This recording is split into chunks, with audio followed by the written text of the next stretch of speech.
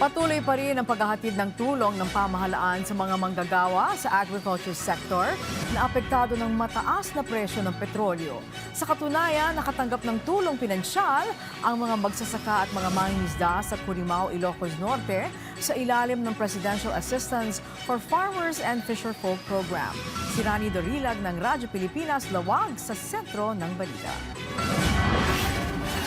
Laking tulong para sa mga magsasaka at mangingisda ng bayan ng Curimaao dito sa Ilocos Norte ang ibinigay na ayuda sa kanila ng pamahalaan. Si Kuya Mario nga walang patid ang pasasalamat dahil magagamit daw niya sa pang-araw-araw nilang gastusin ang natanggap niyang tulong pinansyal.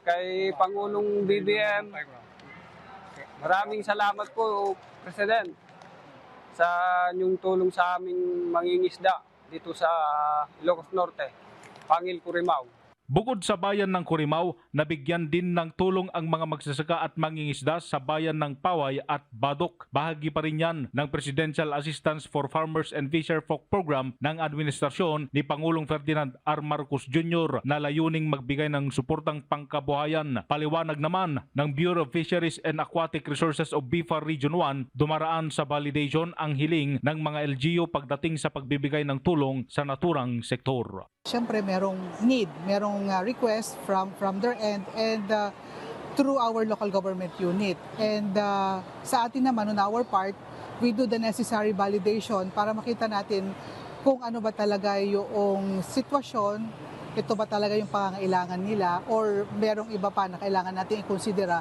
doon sa ating mga fisherfolk. Bukod sa tulong pinansyal na natanggap, may ilan pang hiling ang mga mangingisda sa bayan ng Badok. Kailangan po namin ng karagdagang mga lambat po sana po para makapaghanap buhay po kami ng maayos para sa aming mga pamilya.